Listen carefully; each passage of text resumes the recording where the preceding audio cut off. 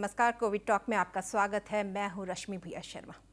Corona संक्रमण से ठीक होने के बाद भी फेफड़ों पर इसका असर लंबे समय तक दिख रहा है। निगेटिव हुए मरीजों को सांस लेने में दिक्कत, बहुत ज़्यादा थकान, ऑक्सीजन सैचुरेशन में सुधार न होना, बार बार सांस चढ़ना, सूखी खांसी होते रहना जैसी समस्याओं से जूझना पड़ा है। यही नहीं, कई मरीजों को तो हॉस्पिटल से डिस्चार्ज होने के बाद भी ऑक्सीजन की ज़रूरत पड़ रही है। इसी से अस्पतालों में मरीजों की भीड़ भी लग रही है। कोविड और पोस्ट कोविड ऐसी समस्याएं क्यों हो रही है? अगर संक्रमण हमारे फेफड़ों तक यानी लंग्स तक फैल चुका है तो कैसे हमें पता चले, क्या करें कि हमारे लंग्स फिर से मजबूत हो? ऐसे तमाम सवाल है जो आज हम कोविड टॉक में आपके लिए लेकर आए हैं। हमारे साथ मौजूद है अपोलो अस्पताल के पल्मोनोलॉजी विभाग के एचओडी और senior consultant doctor Kripesh Ranjan Sharma, जिनसे आप भी अपनी समस्या का हल जान सकते हैं। फोन लाइन हमारी खुली रहेगी। डॉक्टर कृपेश रंजन शर्मा, स्वागत है आपका इस शो में। डॉक्टर, सबसे पहला सवाल हमारा, आखिर कोविड लंग को किस तरह से इन्फेक्टेड कर रहा है? क्योंकि हम कई बार देख चुके हैं कि लंग्स पर ही यानी फेफड़ों पर ही ज़्यादा संक्रमण हो रहा है। ऐसा क्यों हो रहा है?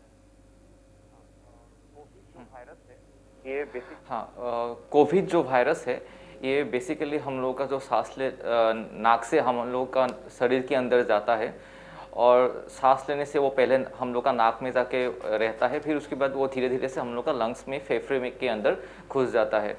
तो इसलिए क्या होता है कि ज़्यादातर प्रॉब्लम मरीजों को लंग्स की रिलेटेड ही होता है, जैसे खांसी होना या सांस लेने में दिक्कत होना। तो वो जो भी सीरियस पेशेंट है, इन लोगों में ये प्रॉब्लम मेजॉरिटी में दिखाई देता है। और उसके अलावा बुखार होना और ऑक्सीजन बॉडी का कम हो जाना, ये सब प्रॉब्लम मरीज़ को दिखाई देता है। तो जो वायरस बेसिकली जो लंग्स का अंदर में एक सेल होता है जिसमें हम लोग न्यूमोसाइट करते हैं, उसमें एसी रिसेप्टर है, उसमें जाके अटैच्ड होता है और उसके बाद वो अपना नंबर इंक्रीज करता है और फिर शरीर के दूसरे पार्ट में भी फैल सकता है। जी डॉक्टर शर्मा, कई लोग जो है इस वक्त होम आइसोलेशन में है। कई उन्हें डर है, उन्हें घबराहट है कि कहीं हमारा लंग इन्फेक्टेड ना हो जाए, हम कोरोना पॉजिटिव है। ऐसे में किस तरह से वो अपने लंग का ख्याल रखें और कैसे पहचाने कि हमारा जो इन्फेक्शन है वो लंग तक पहुंच रहा है? कैसे, कोई लक्षण, कोई सिम्टम्स?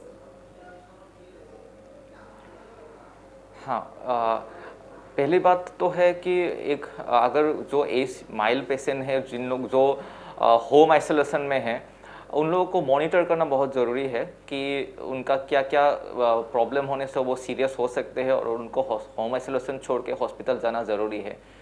तो लंग्स का इन्वॉल्व होने से मरीजों को खांसी होगा, सांस लेने में दिक्कत होगा और उन लोगों का अगर ज़्यादा प्रॉब्लम होगा तो ऑक्सीजन धीरे धीरे से कम होना शुरू होगा। तो ये और सांस लेने में हार्ट रेट ज़्यादा होगा और सांस लेने का रेस्पिरेटरी रेट भी इंक्रीज हो जाएगा। अगर ये सब प्रॉब्लम उनको दिखाई दे रहा है तो मरीज़ को समझना पड़ेगा कि उनका जो कोविड का प्रॉब्लम है वो लंग्स को धीरे धीरे से असर कर रहा है और उन लोगों को जल्दी से हॉस्पिटल में जाके डॉक्टर का सलाह लेना ज़रूरी है। जी डॉक्टर, इस वक्त एक कॉलर हम तक पहुंच रहे हैं। जी, जानना चाहेंगे कहाँ से बोल रहे हैं और क्या सवाल पूछना चाहते हैं आप डॉक्टर शर्मा से? आसाम से। जी कहिए मैम। जी, अपना सवाल कीजिए।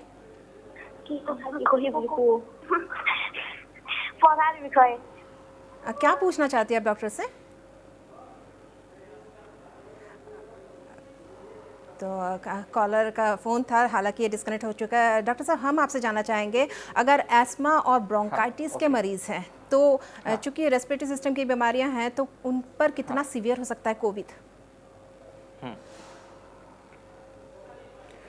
ये बहुत अच्छा सवाल है, ये बहुत ज़रूरी भी है। हम लोग के यहाँ में ब्रोंकाइटिस या एस्मा का पेशेंट बहुत सारे हैं। तो कोविड का क्या होगा कि उनका ऑलरेडी लंग्स में एक प्रॉब्लम है, तो कोविड होने से वो और भी प्रॉब्लम और दिक्कत कर सकता है। तो इसलिए उन लोगों को सावधान रहना बहुत ज़रूरी है। पहले तो कोविड ना हो और कोविड के लिए जो भी प्रिकॉशंस लेने हैं, प्रोटेक्शन लेना है, वो लेना बहुत ज़रूरी है। और दूसरा, अगर कोविड हो तो वो लंग को प्रोटेक्ट करने के लिए जो भी डॉक्टर का सलाह है वो ज़रूरत से उस हिसाब से फॉलो करना भी ज़रूरी है। जी डॉक्टर, इस वक्त शिलोंग से एक दर्शक हमसे जुड़ रहे हैं। जी, जानना चाहेंगे कहाँ से, क्या कहना चाहते हैं, क्या पूछना चाहते हैं आप डॉक्टर से? जी, मैं शिलोंग से रेनू बोल रही हूँ। जी कहिए। जी, मेरा एज 37 है हाँ। तो मुझे थोड़ा ये एलर्जी प्रॉब्लम है, फंगल इन्फेक्शन वगैरह होते रहता है सिंस 2016 से। तो मैं वैक्सीन लगा सकती हूँ या नहीं, वो पूछना था। ओके। जी हाँ हाँ, लगा सकता है वैक्सीन। इसके फंगल एलर्जी से कोई प्रॉब्लम नहीं होगा वैक्सीन लगा लेने में। जैसे अभी भी मुझे थोड़ा थोड़ा एलर्जी हो रहा है, तो मैं लगा सकती हूँ? हाँ हाँ हाँ, कोई प्रॉब्लम नहीं, आप लगा सकते हैं। जी, thank you so much. Ji doctor, दर्शक ने पूछा कि वैक्सीन लगा सकती हैं। Vaccine okay. को लेकर तमाम लोगों के तमाम सवाल हाँ है। हाँ और कई बार अगर हम देखें एस्मा जो ब्रोंकाइटिस के जो पेशेंट्स होते हैं हाँ वो हाँ आमतौर पर इस तरह कहते हैं कि मास्क लगाना उनके लिए मुश्किल हो रहा है, हाँ सांस हाँ लेने में दिक्कत हो रही है। तो दर्शकों को कैसे समझाना चाहेंगे कि मास्क हाँ कितना हाँ ज़रूरी है और साथ ही वैक्सीनेशन कितना ज़रूरी है, खासकर जो रेस्पिरेटरी डिजीज़ से जूझ रहे हैं और साथ ही अन्य लोगों के लिए भी।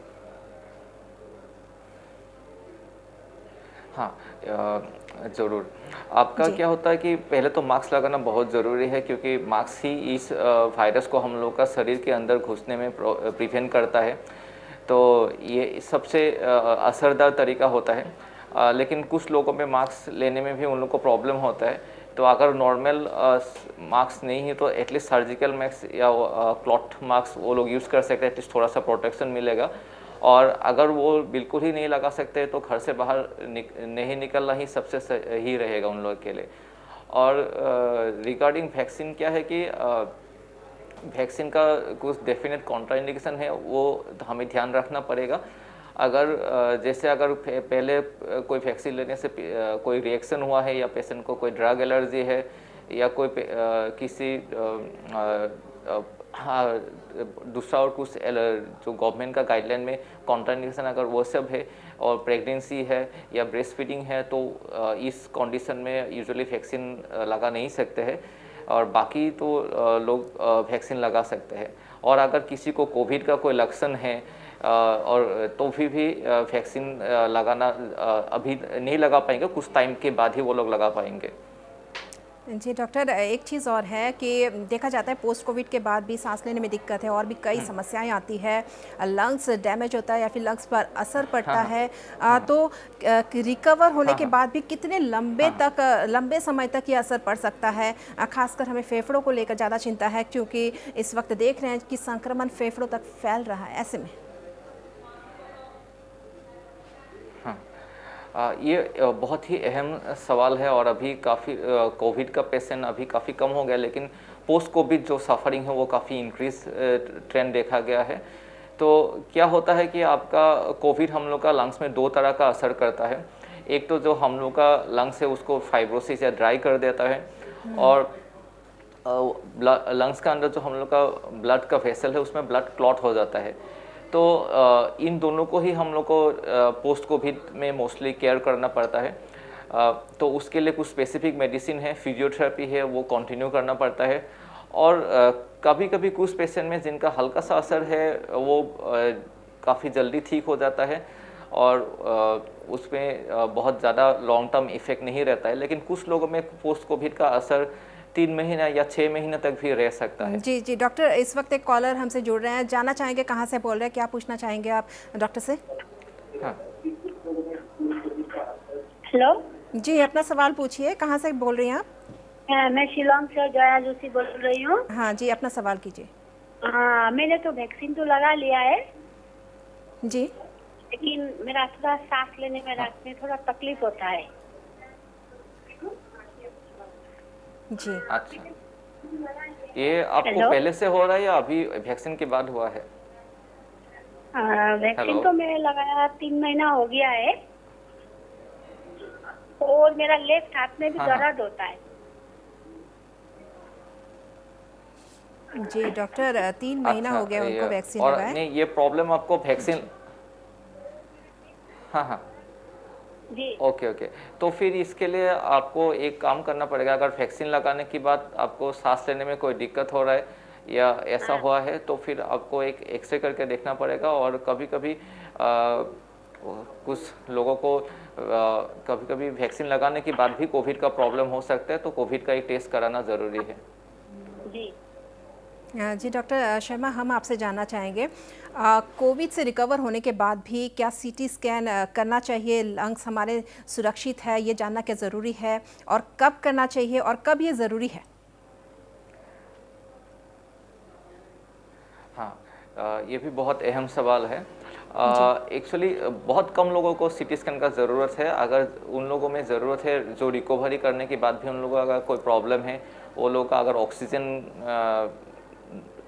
कम रहता है या चलने फिरने के बाद उनको सांस लेने में दिक्कत होता है, तो ये सब में हम लोग को स्कैनिंग करना चाहिए। ज़्यादातर लोगों को जो सिम्टोमेटिक है, सीवियर है, वो लोग तो कोविड के टाइम में स्कैनिंग यूजुअली किया जाता है।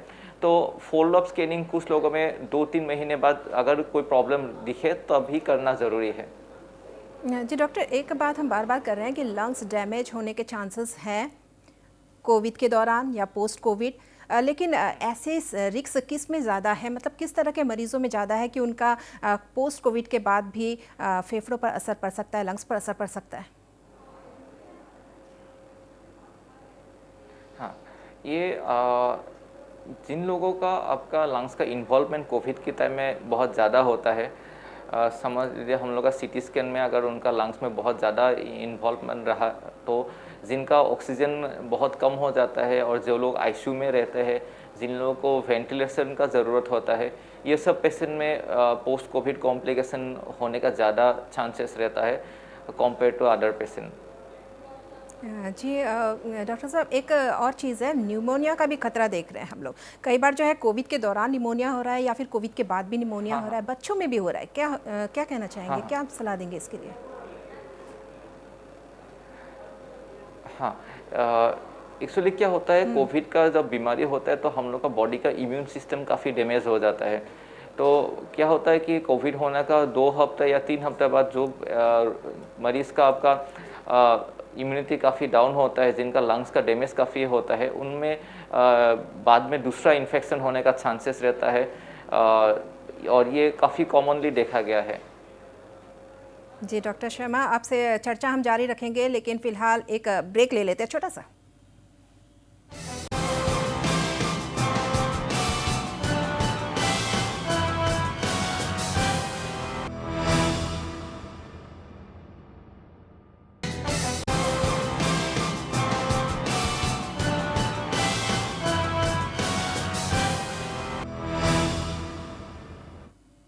फिर से स्वागत है आपका। डॉक्टर कृपेश रंजन शर्मा हमारे साथ आज मौजूद है और हम बात कर रहे हैं कोविड और फेफड़ों में संक्रमण को लेकर। खास तौर से डॉक्टर शर्मा, ब्रेक में जाने से पहले हमने पूछा था निमोनिया के बारे में, कैसे करेंगे अगर कोविड के दौरान निमोनिया हो गया है या पोस्ट कोविड निमोनिया हो गया है, कैसे होता है इसका उपचार? हाँ, कोविड या पोस्ट कोविड में क्या होता है कि निमोनिया बेसिकली हम लोग सेकेंडरी इन्फेक्शन कहते हैं। इसमें क्या होता है कि कोविड के कारण जब बॉडी का हम लोग का इम्यूनिटी डाउन हो जाता है, तो जो दूसरा बैक्टीरिया या फंगल इन्फेक्शन ये काफ़ी कॉमनली देखा गया है और वो अक्सर फेफड़ों को असर करता है। तो क्या होता है कि इस टाइम में क्या होता है, इनिशियली जो कोविड का बुखार रहता है वो धीरे धीरे कम हो जाता है, लेकिन कुछ टाइम के बाद, हफ्ता 10 दिन के बाद धीरे धीरे हम लोग देखते हैं कि मरीज़ को दोबारा बुखार होना शुरू होता है, उनका इन्फेक्शन का जो प्रॉब्लम है वो ज़्यादा होता है। तो ये अगर बहुत जल्दी डिटेक्ट होता है और इमीडिएटली हम लोग उसी हिसाब से एंटीबायोटिक्स या एंटी फंगल मेडिसिन स्टार्ट करते हैं, तो इससे जल्दी रिकवरी हो जाता है। जी डॉक्टर साहब, क्या बच्चों में भी सेम इसी तरह का इलाज होता है या उनका इलाज कुछ अलग है? मैं पेडियाट्रिशियन नहीं हूँ, तो इसके बारे में मैं जी। तो आपको बहुत क्लियरली नहीं बता पाऊँगा, लेकिन इलाज मोटा मोटी सेम ही होता है। जी डॉक्टर साहब, बात कर रहे हैं फेफड़ों में संक्रमण की, तो ऐसे जनरली भी और अगर कोविड के दौरान भी, तो अपने लंग्स को हम मजबूत कैसे रखें? ऐसा क्या करें हम? ऐसा कौन सा एक्सरसाइज है कि हमारे लंग्स मजबूत रहे, संक्रमण वहाँ तक फैले ही ना? तो लंग्स को इन्फेक्शन प्रिवेंट करने के लिए कुछ चीज़ें ज़रूरी है। तो एक तो है वैक्सीन लगाना, टाइमली वैक्सीन लगाना, क्योंकि वैक्सीन से हम लोग का बॉडी का इम्यूनिटी ज़्यादा होता है और अगर किसी भी कारण से ये कोविड हम लोग का बॉडी में भी घुस जाए तो बहुत ज़्यादा प्रॉब्लम नहीं करेगा। तो बहुत लोग अभी तक वैक्सीन के लिए कॉन्फ्यूज़ है, तो उन लोगों को जल्दी से वैक्सीन लगाना ज़रूरी है। सेकेंडली मास्क यूज़ करना बहुत ज़रूरी है। फिर थर्डली हम लोग को डाइट बहुत अच्छी good diet, healthy nutrition diet with vitamin ये सब वगैरह कंटिन्यू करना चाहिए। और प्लस लंग का एक्सरसाइजेस होता है, जैसे प्राणायाम होगा, योगा हो गया, या कुछ फिजियोथेरेपिस्ट ब्रीदिंग एक्सरसाइज, कुछ स्पेसिफिक लंग के लिए ब्रीदिंग एक्सरसाइज होता है। ये सब करने से क्या होगा कि हम लोग का लंग तंदुरुस्त रहेगा और इससे कोविड का इन्फेक्शन प्रिवेंट या होने से भी हम लोग इसको काफ़ी कम हद तक रोक पाएंगे। जी डॉक्टर शर्मा, जिस तरह आप बता रहे हैं प्राणायाम की बात कर रहे हैं, क्या प्राणायाम जब कोविड पॉजिटिव हो मरीज तब भी कर सकता है?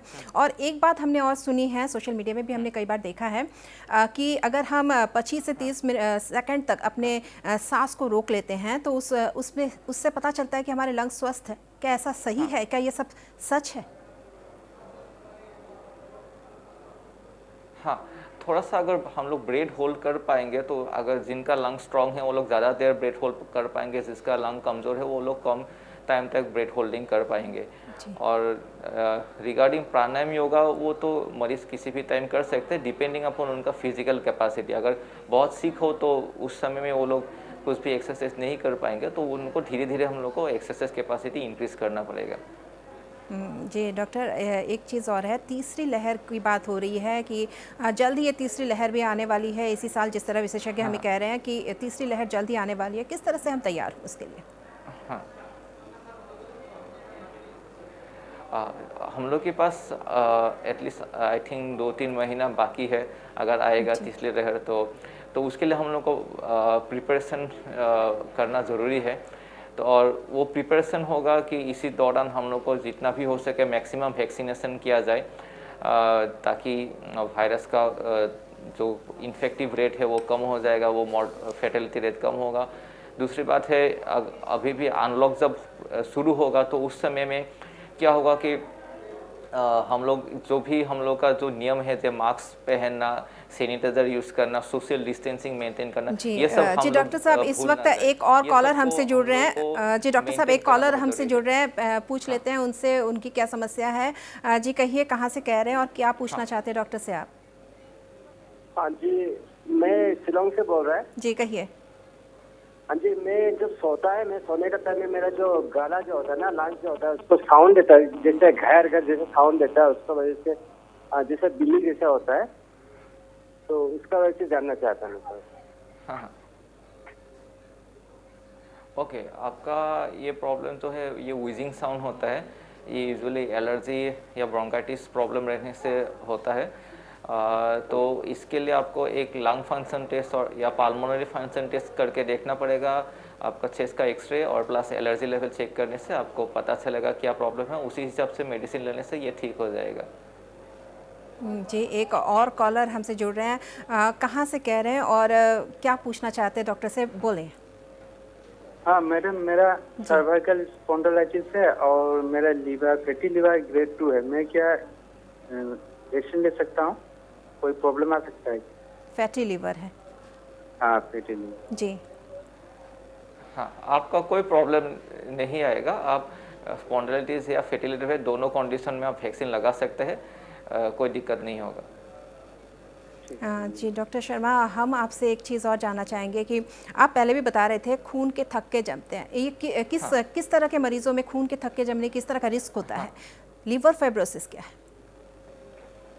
सॉरी, लंग्स फाइब्रोसिस क्या है, आपसे जानना चाहेंगे। एक्चुअली जितना, हाँ ठीक है, ये दोनों ही कोविड के दौरान और पोस्ट कोविड में भी ये प्रॉब्लम हम लोग को दिखाई देता है।